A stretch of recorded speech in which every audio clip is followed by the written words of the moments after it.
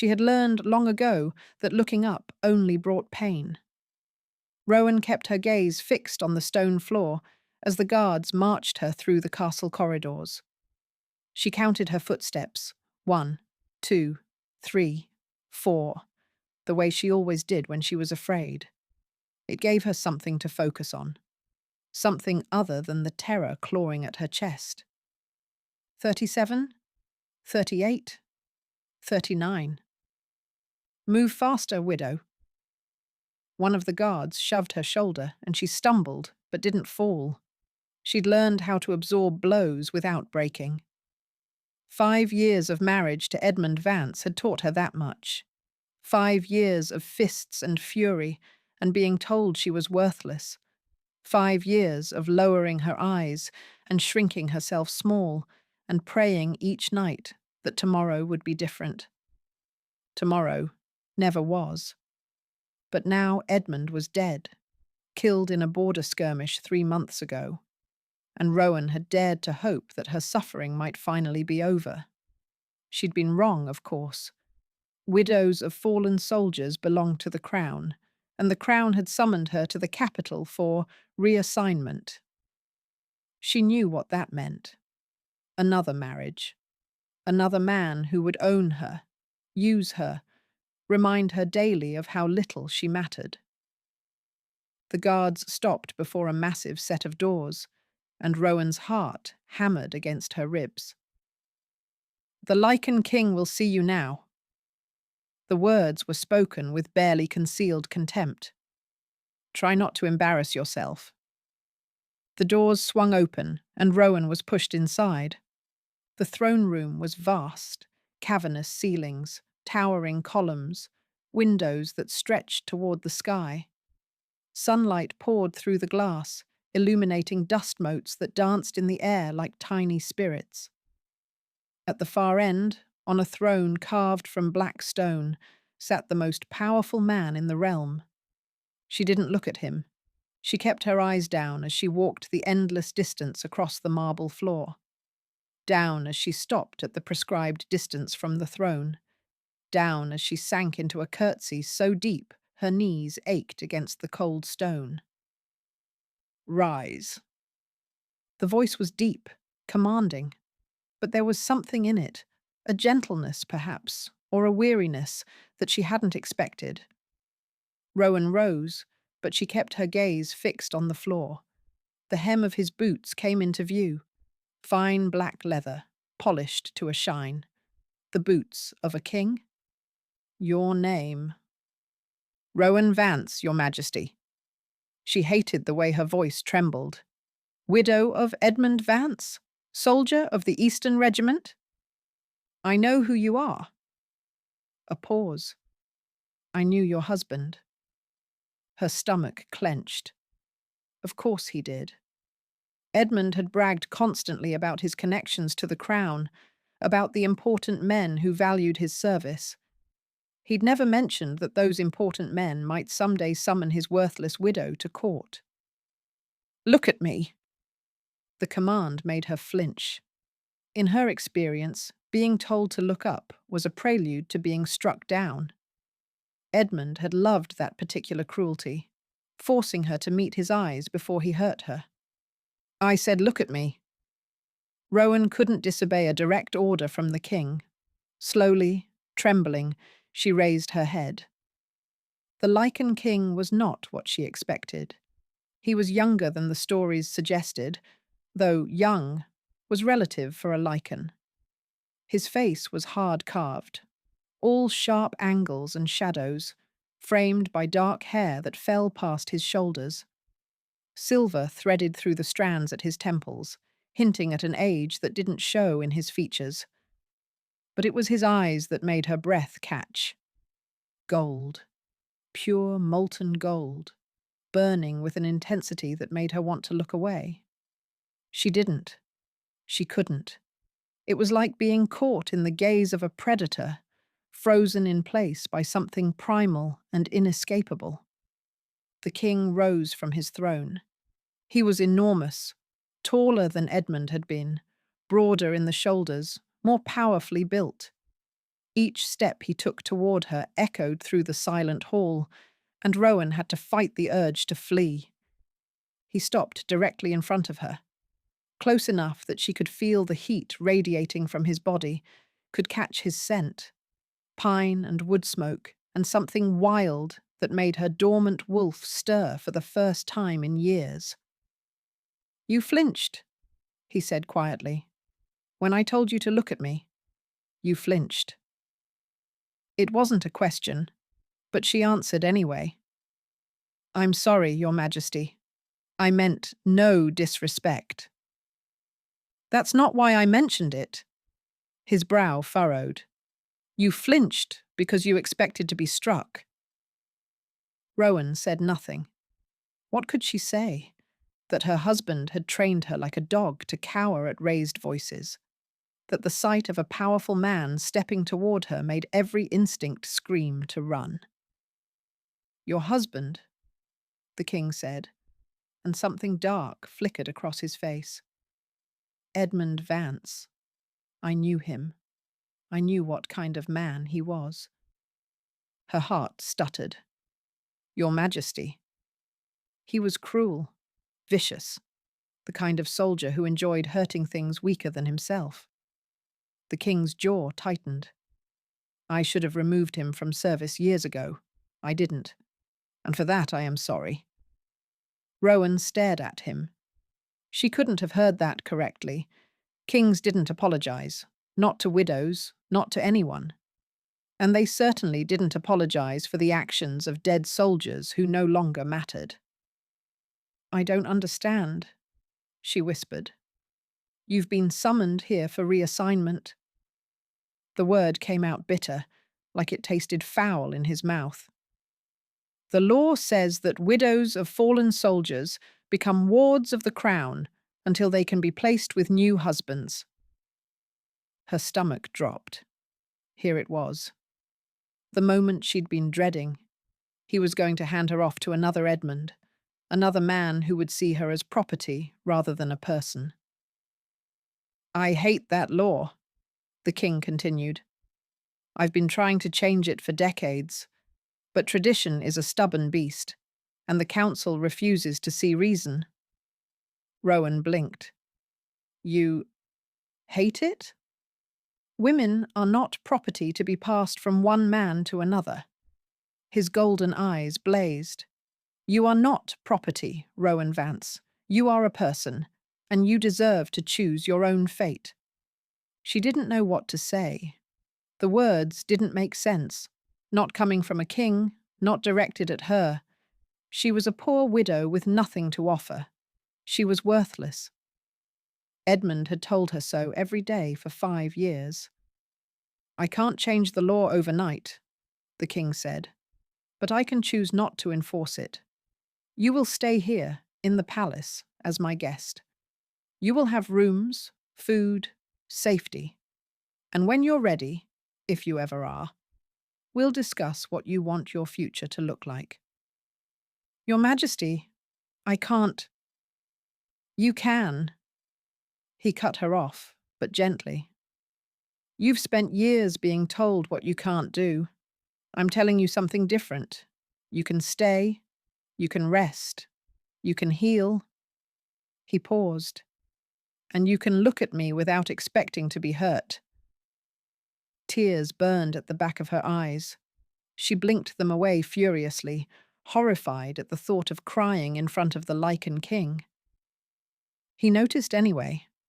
Slowly, so slowly she had time to pull away, he reached out and lifted her chin with one finger.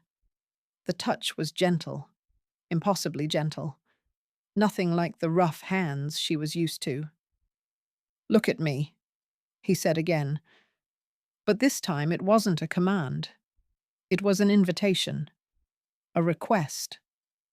She looked, and what she saw in his golden eyes, patience, kindness, and something that looked almost like longing, cracked something open inside her chest. "I don't know your story yet," he said quietly, "but I want to. I want to know who you are beneath the fear and the pain, and the years of being told you're worthless. His thumb brushed across her chin. "Because I don't think you're worthless at all, Rowan Vance. I think you're a survivor, and survivors deserve better than what you've been given." She should say something. Thank you, perhaps. Or I don't understand. Or please don't hurt me, which was what she wanted to say to everyone. Instead, she said the only thing that came to mind. "Why do you care?" The king's expression shifted. Something raw flickered in his golden eyes, something that looked almost like recognition. "Because I think," he said slowly, "that I've been waiting a very long time to meet you." And Rowan, who had learned long ago that looking up only brought pain, found herself unable to look away. The chambers they gave her were fit for a queen. Rowan stood in the center of the room, turning slowly, trying to make sense of it all. A massive bed, draped in soft blue fabrics. A fireplace crackling with warmth. Windows that looked out over gardens she'd only ever dreamed of. A wardrobe that, when she opened it, was already filled with dresses finer than anything she'd ever owned. This had to be a mistake, or a trap, or some cruel joke that would reveal itself the moment she let her guard down. The clothes should fit. She spun, her heart lurching into her throat. The king stood in the doorway, watching her with those golden eyes. He'd changed since the throne room, traded his formal attire for simpler clothes, dark trousers, and a white shirt that made him look almost approachable. Almost. "I had the servants estimate your size," he continued. "If anything doesn't fit, they'll adjust it." "This is too much." The words came out before she could stop them. "I'm just a widow. I don't deserve—" "You deserve more." He stepped into the room, and she had to fight the urge to back away. "You deserve far more than this, Rowan. But it's a start." She didn't know what to say. Edmund had given her things too, in the beginning. Pretty dresses and jewelry and promises of a good life. Then the gifts had stopped, and the fists had started, and she'd learned that nothing came without a price. "What do you want from me?" The question hung in the air between them. Direct. Blunt. The kind of question that would have earned her a slap from Edmund. The king didn't seem offended. If anything, he looked sad. "I want you to eat a proper meal," he said. "I want you to sleep in a soft bed without fear. I want you to wake up tomorrow and remember what it feels like to be safe." He paused. "That's all? For now, that's all I want." "And later?" "Later, we'll talk. When you're ready." He moved to a chair near the fireplace and sat, suddenly seeming less like a king and more like a man. "Will you sit with me? I'd like to know more about you." Every instinct screamed at her to refuse. Sitting with a powerful man meant being within striking distance. It meant vulnerability, exposure, danger. But his eyes held no threat, only patience. Slowly, cautiously, Rowan lowered herself into the chair across from him. "What's your name?" she asked. "Your real name, I mean. Not Your Majesty." Something flickered across his face. Surprise, perhaps, that she'd asked. "Caden. My name is Caden." "Caden?" She tested the word. It felt strange on her tongue, too intimate for a king, too ordinary for someone so extraordinary. "Why are you doing this? And don't say because I deserve better. I need a real answer." He was quiet for a long moment, staring into the fire. When he spoke, his voice was low. "When you walked into my throne room, I caught your scent." Rowan blinked. "My scent? You're Lycan. You know about mate bonds." Her stomach dropped. "Those are just stories. Fairy tales for children." They're not. He turned to face her, and the intensity in his gaze made her breath catch. I've lived for 287 years. I've searched every corner of this realm for my mate. I'd given up hope that she existed. His jaw tightened. And then you walked in, terrified, broken, expecting to be handed off to another monster. And my wolf recognized you instantly. Rowan shook her head. This was impossible. Fated mates were rare, almost mythical, and they certainly didn't happen to worthless widows with weak wolves and nothing to offer. You're wrong, she said. I'm nobody. I'm nothing. My wolf is so weak I can barely feel her. I can't be. You are? The certainty in his voice left no room for argument. And your wolf isn't weak, Rowan. She's dormant, suppressed, probably beaten down the same way you were. The words hit too close to home. Rowan looked away, her hands twisting in her lap. He hurt you, Caden said quietly. Edmund, he didn't just hurt your body. He hurt your wolf, your spirit, everything that made you who you are. I don't want to talk about him. Then we won't. Not until you're ready. He leaned forward, resting his elbows on his knees. Tell me something else instead. Something about you, not about him, not about your marriage, just you. Rowan stared at him. No one had ever asked her that. Edmund had never cared about who she was, only what she could do for him. And before Edmund, she'd been too young to know herself at all. I used to love to read, she heard herself say. When I was a girl, my mother had a small collection of books, and I would devour them. Stories about adventures and romance and places far away from our little village. A ghost of a smile crossed her face. I wanted to be a scholar once, before everything. What happened? I married Edmund. The smile faded. He didn't approve of reading, said it gave women ideas above their station. He burned my mother's books the first week we were married. Caden's expression didn't change, but something dangerous flickered in his golden eyes. There's a library here, he said. 3 floors. More books than you could read in a lifetime. He paused. It's yours. Whenever you want. For as long as you want. Rowan's throat tightened. Such a small thing. Access to books. And yet it felt monumental. Like being offered a piece of herself she'd thought was lost forever. Why? The word came out broken. Why are you being so kind to me? Because you've had enough cruelty to last several lifetimes. He rose from his chair and crossed to her, stopping close enough that she could feel the warmth radiating from his body. And because you're my mate, Rowan, even if you don't believe it yet, even if it takes you years to trust it, you're mine, and I protect what's mine. She should have been frightened by the possessiveness in his voice. Instead, she felt something loosen in her chest. A knot she'd been carrying so long she'd forgotten it was there. I don't know how to do this, she whispered. I don't know how to trust someone. How to believe that kindness doesn't come with a price. Then I'll show you. He reached out slowly, giving her time to pull away, and took her hand. His grip was warm and gentle, nothing like the hands she was used to.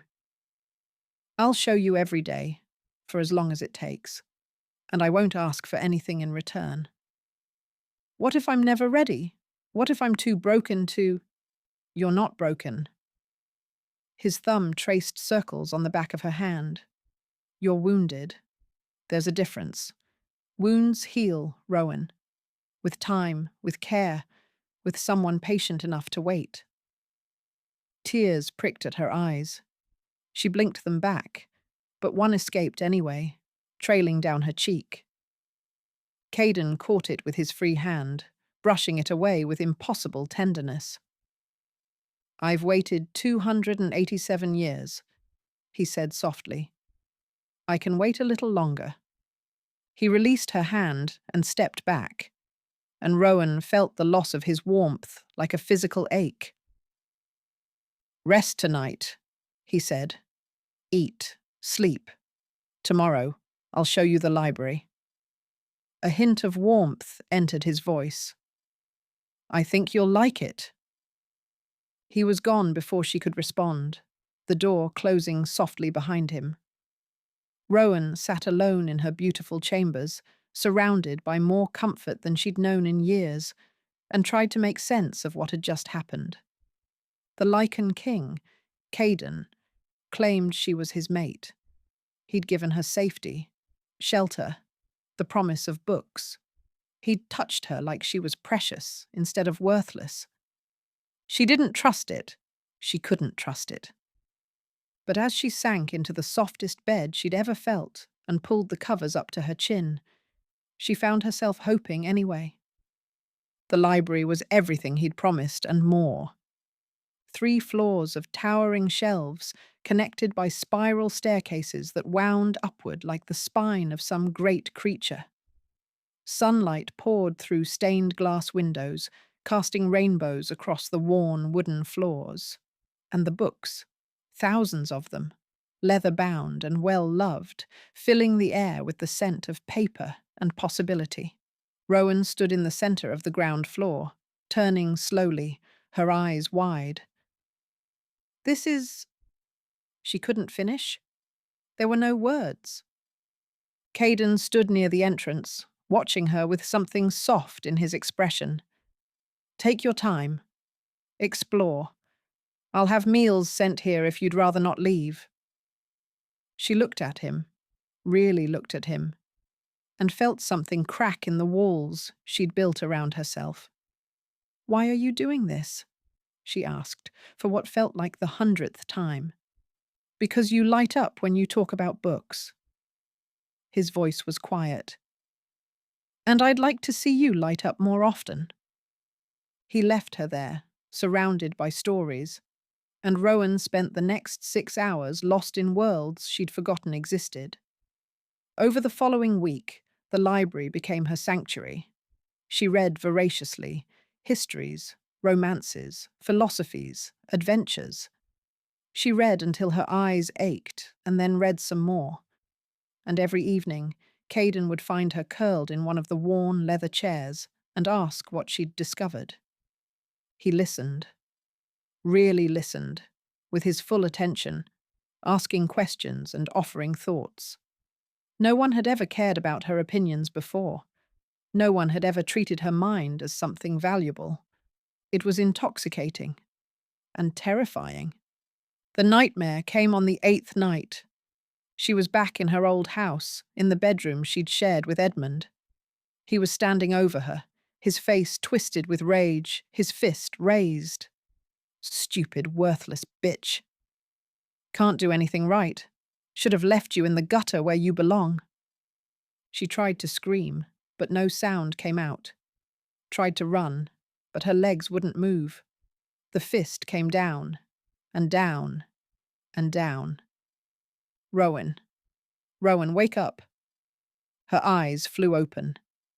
Caden knelt beside her bed, his face inches from hers. Moonlight streamed through the windows, casting silver across his features. His golden eyes were wide with concern, and his hands hovered near her shoulders without touching. "You're safe," he said. "It was just a dream. You're here. You're safe." She was gasping, drenched in sweat, her heart slamming against her ribs. The nightmare still clung to her, Edmund's voice, Edmund's fists, the crushing helplessness of being trapped with no way out. "I'm sorry." The words came out broken. "I'm sorry, I didn't mean to. I'll be quiet." "Stop." His voice was firm but gentle. "Don't apologize for nightmares. Don't apologize for being afraid." He shifted closer, still not touching her. "Can I hold you? Only if you want." only if it would help. No one had ever asked her permission before. Not Edmund. Not anyone. Physical contact had always been something done to her, not something she chose. She nodded. Caden moved onto the bed and gathered her into his arms with a gentleness that made her throat tight. He held her like she was fragile, not because she was weak, but because she was precious. His hand stroked her hair, slow and soothing, and his heartbeat was steady beneath her ear. "Do you want to talk about it?" he asked. She should say no. She should keep the darkness locked away where it belonged, buried beneath layers of silence and survival. "He used to tell me I was lucky," she whispered instead. "Edmund. He said no one else would ever want me, that I should be grateful he'd lowered himself to marry me. He said I was ugly and stupid and worthless, and if I ever tried to leave, he'd kill me, and no one would care." Caden's arms tightened around her, but his voice remained calm. He was wrong. About all of it. I believed him. The confession scraped her throat raw. For 5 years I believed every word. I thought if I just tried harder, if I was better, quieter, smaller, he'd stop hurting me. But nothing was ever enough. I was never enough. "Rowan!" Caden pulled back just enough to look at her face. In the moonlight, his golden eyes blazed. "Listen to me. You were not the problem. Nothing you did or didn't do caused his cruelty. He was a monster, and monsters don't need reasons to hurt people. They just hurt them. But if I'd been—" No. The word was sharp. There is no if. You could have been perfect, and he still would have found excuses. That's what abusers do. They make you believe you deserve their violence. But you didn't. You never did. Tears spilled down her cheeks. She hadn't cried since Edmund died, hadn't allowed herself the weakness. But something about Caden's arms around her, his voice cutting through the lies she'd carried for years, broke the dam she'd built. She wept, great, heaving sobs that shook her entire body. All the grief and fear and shame she'd been carrying poured out of her in a flood she couldn't control. Caden didn't flinch. He held her through it, murmuring words she couldn't quite hear, but that settled something in her chest anyway. When the storm finally passed, Rowan felt hollowed out, empty, but not in a bad way, like poison had been drained from a wound. "I never told anyone," she said hoarsely, "what he did. Everyone thought we were happy. He was so charming in public, so careful to hide what happened behind closed doors. And I was too ashamed to tell the truth." "You're not ashamed now?" She considered the question. "I'm tired. Tired of carrying it alone. Tired of pretending it didn't happen." "Then don't pretend anymore." Caden's thumb brushed across her cheekbone, wiping away the last of her tears. "Not with me. You can tell me anything, Rowan. The darkest parts, the ugliest truths. I won't flinch. I won't leave." She looked up at him, this man who had been nothing but patient, nothing but kind, who held her like she was treasure instead of trash. "My wolf," she said quietly. "She's stirring. I can feel her." Caden's eyes flared brighter. What does she feel? Safe. The word came out surprised, like she hadn't expected it. She feels safe. With you. Something shifted in his expression. Something raw and hungry and desperately hopeful. "That's the bond," he said roughly. "She recognizes me. Recognizes that I would never hurt you. That I would die before letting anyone hurt you again." He was so close. Close enough that she could feel his breath on her lips, could see the gold bleeding into amber in his eyes. Her wolf was straining toward him, and every nerve in her body was alight with awareness. "Caden," she whispered, "I want to kiss you." His voice was strained, barely controlled. "But only if you want it, only if you're sure." She should say no. She should maintain the walls, protect herself, remember that trusting men only led to pain. But Caden wasn't Edmund. Caden asked permission. Caden held her while she cried and called her brave for surviving. Caden had waited nearly 3 centuries for her and promised to wait longer if she needed. "I'm not sure of anything," she admitted, "but I want it anyway." He kissed her. It was gentle, achingly, impossibly gentle. His lips brushed against hers like a question, giving her every opportunity to pull away. She didn't. She leaned into him instead, her fingers curling into his shirt, her heart pounding against her ribs. When they broke apart, his forehead rested against hers. "Mine," he breathed. "You're mine, Rowan, and I'm yours." She should have been frightened by the claim. Instead, she felt something bloom in her chest, warm and bright and terrifying. "Yours," she whispered back. And for the first time in longer than she could remember, she meant it. The past came for her 2 weeks later. Rowan was in the library when she heard the commotion, raised voices echoing through the corridors, the clash of boots on marble, and then a name that turned her blood to ice. "I demand to see my brother's widow. The law is clear. She belongs to the Vance family." Marcus Vance, Edmund's older brother. The man who had laughed at family dinners while Edmund's bruises healed on her skin. The man who had once told her, when she'd tried to ask for help, that she should be grateful Edmund bothered to discipline her at all. Rowan's hands began to shake. The book she'd been holding slipped from her fingers and hit the floor with a thud. No, no, no, no. She'd thought she was free. She'd thought... The library doors burst open.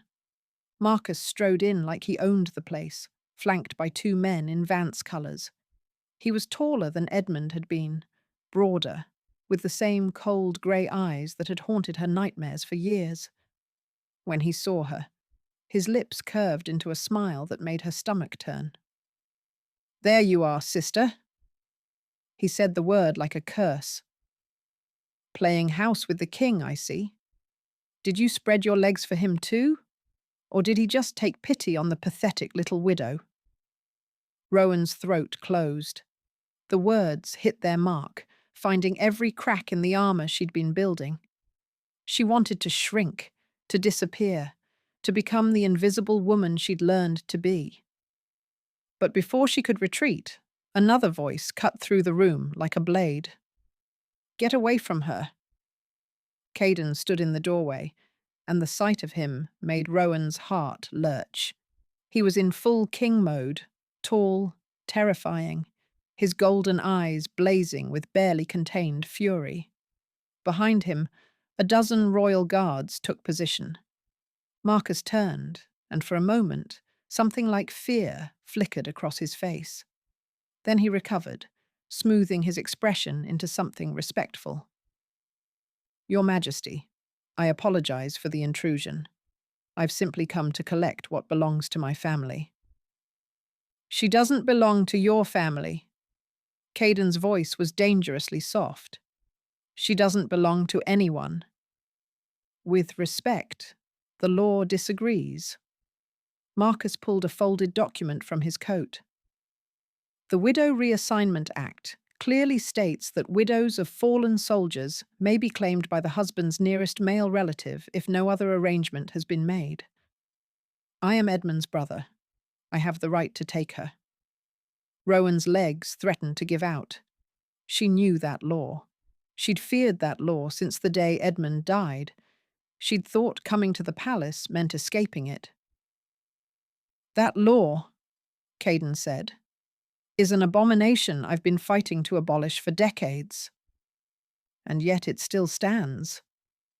Marcus's smile sharpened, which means, she's mine, Your Majesty.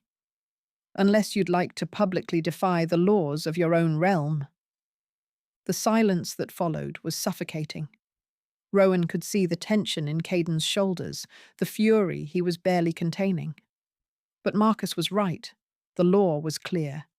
If Caden defied it openly, it would undermine his authority, create political chaos, give his enemies ammunition. She couldn't let him do that. Not for her. She wasn't worth destroying his kingdom over. It's fine. The words scraped past the tightness in her throat. I'll go. Both men turned to stare at her. Rowan? Caden started. No. She shook her head, forcing herself to meet his eyes. You've been so kind to me. Kinder than anyone has ever been. But I can't let you tear apart your own laws for my sake. I'm not worth that. You're worth everything. The words came out rough, almost broken. You're worth every law, every crown, every kingdom in this realm. He's right about the law, Caden. If I go now... If you go now, you'll be handed over to a man who watched his brother beat you and did nothing. Caden crossed the room in 3 strides, stopping directly in front of her. If you go now, you'll be telling every person in this realm that women are property to be traded between men. And if you go now... His voice cracked. If you go now, you'll be taking my heart with you, because you are my mate, Rowan, my other half. And I will not, let you walk into that monster's hands. Marcus made a sound of disgust. This is ridiculous. She's a worthless widow with a weak wolf. What could you possibly see in her? Caden turned on him, and something in his expression made Marcus stumble backward. I see strength, the king said softly. I see a woman who survived 5 years of hell and still has the capacity to hope.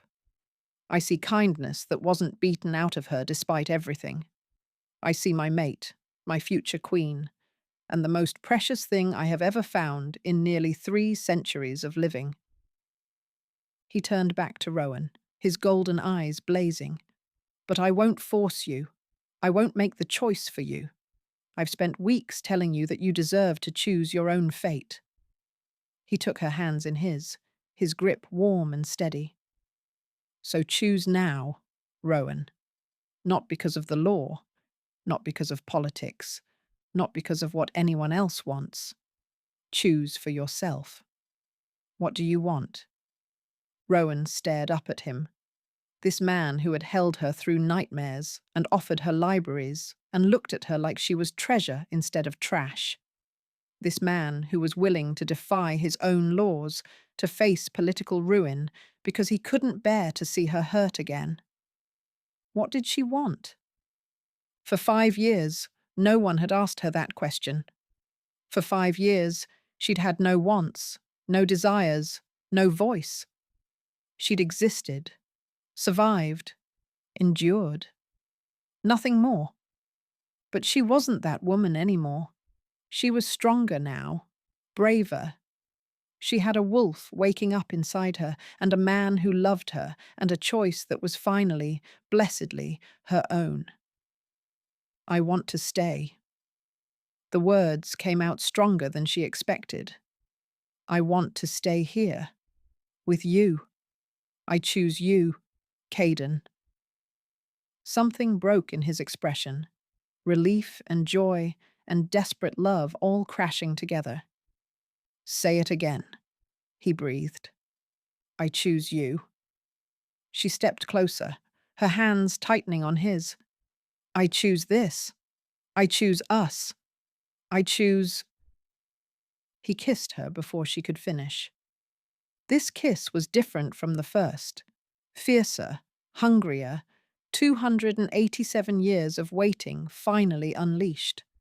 His arms wrapped around her and pulled her close, and she kissed him back with everything she had. When they broke apart, Marcus was staring at them with undisguised fury. "This isn't over," he spat. "The council will hear about this. You can't just—" "I can do whatever I want." Caden's voice was cold as winter steel. "I am the king, and this woman is my mate, my future queen. If you or anyone else tries to take her from me, I will consider it an act of war." He turned to the guards, keeping Rowan tucked against his side. "Remove him, and send word to the council. The Widow Reassignment Act is hereby suspended pending formal abolishment. Any man who attempts to claim a widow against her will answer to me personally." The guards moved instantly, seizing Marcus and his men. He struggled, shouting threats and curses, but they held firm. Just before they dragged him through the door, he looked back at Rowan with pure hatred. "You'll regret this," he snarled. "You're nothing. You've always been nothing." "She's everything," Caden said quietly, "and you'll never touch her again." The doors closed, and they were alone. Rowan's legs finally gave out, but Caden caught her, lowering them both to the floor.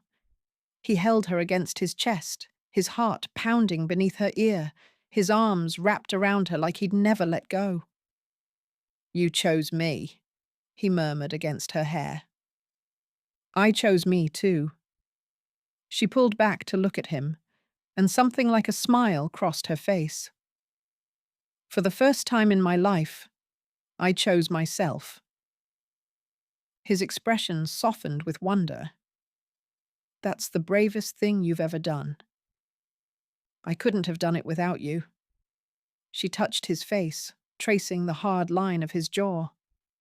"You showed me I was worth choosing." "You were always worth choosing." He turned his head, pressing a kiss to her palm. "I'm just glad you finally believe it." She did. For the first time in years, she finally did. The bonding ceremony took place on the first day of spring. Rowan stood before the mirror in the Queen's chambers, barely recognizing the woman who stared back at her. The gown was ivory silk, embroidered with golden thread that caught the light like captured sunlight. Her auburn hair had been woven with spring blossoms, and her eyes she'd spent years keeping downcast, sparkled with something she'd almost forgotten how to feel. Joy. A knock at the door made her turn. "Come in?" Margot, the kind-eyed servant who had become something like a friend over the past months, entered with tears already glistening in her cheeks. "Oh, my lady, you're radiant." "I don't feel radiant." But she was smiling as she said it. "I feel terrified." "Every bride feels that way." Margot crossed to her and took her hands. "But His Majesty has been pacing the throne room since dawn. I've never seen him so anxious. You'd think he was facing a siege, not a ceremony." Something warm unfurled in Rowan's chest. "He's anxious?" "Terrified you'll change your mind, I'd wager." Margot's eyes softened. "That man has waited centuries for you, my lady. And now that he has you, he can scarcely believe his fortune." Rowan blinked back the sting of tears. She'd cried enough in the past months. Tears of grief, of healing, of slowly learning to feel again. Today, she wanted to save her tears for joy. "I'm ready," she said. The throne room had been transformed into a garden. Flowers cascaded from every surface. Roses, lilies, jasmine, their perfume filling the air with sweetness.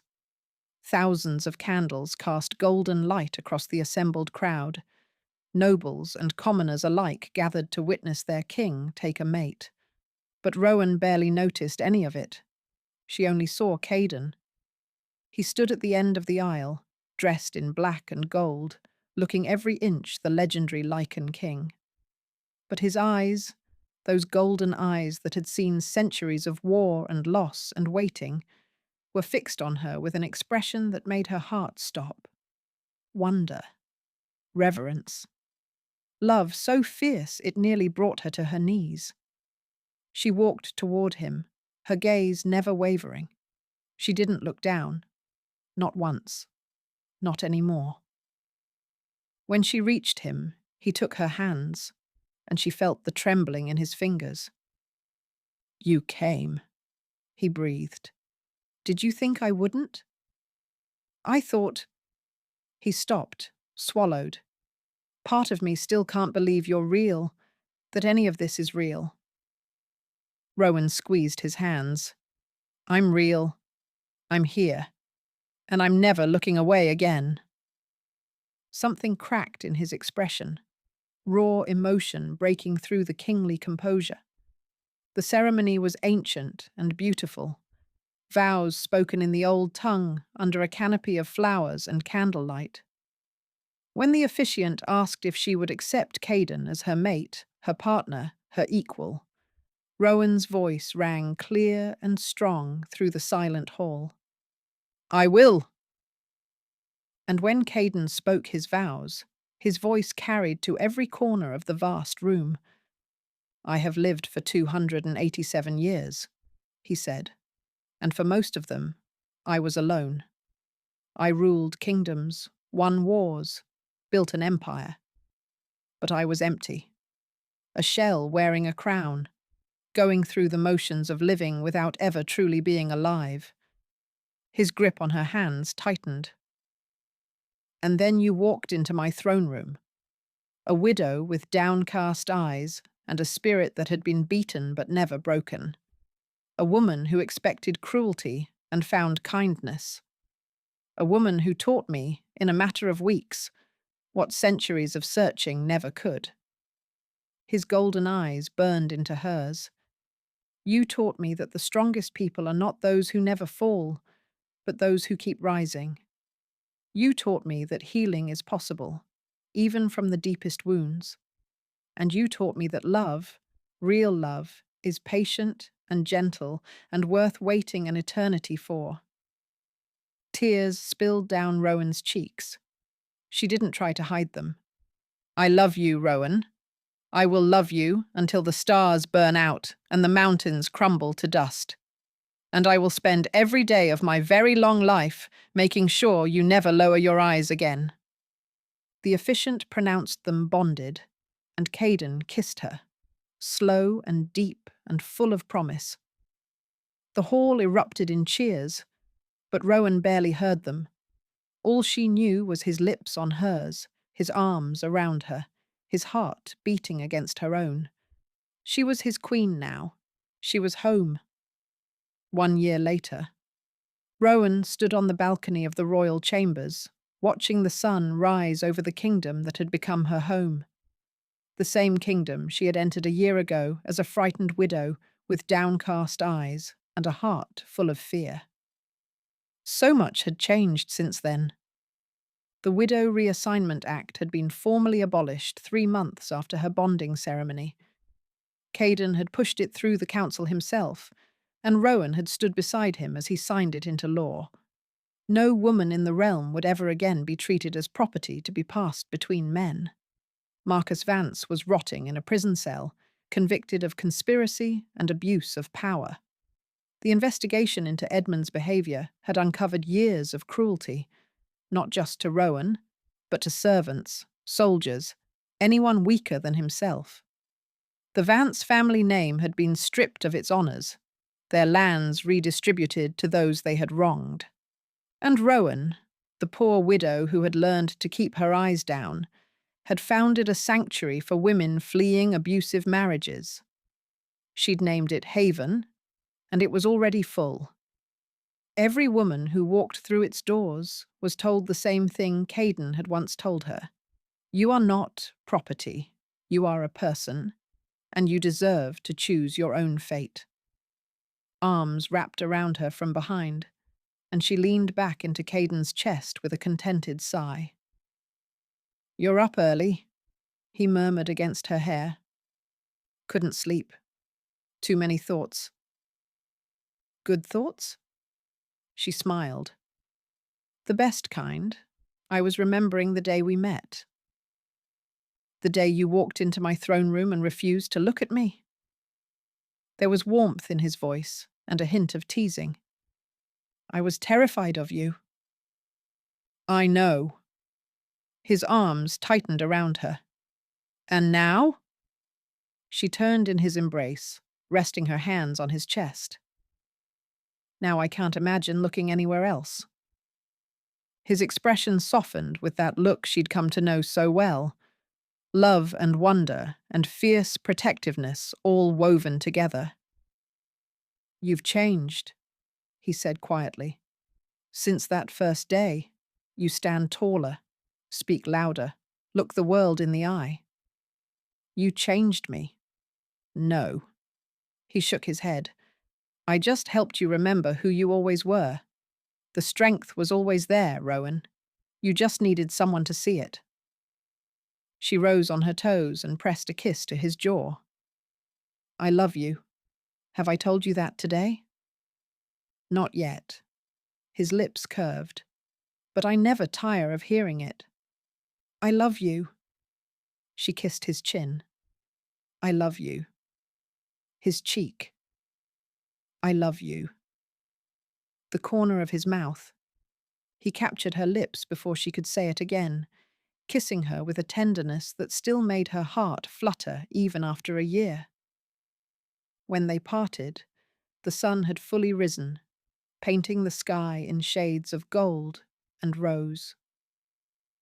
No regrets? He asked, the question he'd asked her 100 times before. Rowan thought about the woman she'd been, the widow with downcast eyes, convinced she was worthless, expecting nothing but more pain. She thought about the woman she'd become, a queen, a healer, a voice for those who had none. Not a single one, she said. And as Caden pulled her closer, as the sun blazed to life above them and the kingdom stirred below, Rowan finally understood what it meant to look up. She had been broken once, beaten, told she was nothing. Now she was loved. She was home. She was exactly where she was meant to be. And she would never lower her eyes again. Thank you for listening. If you enjoyed this story, please subscribe to our channel and hit the notification bell so you never miss a new upload. Until next time.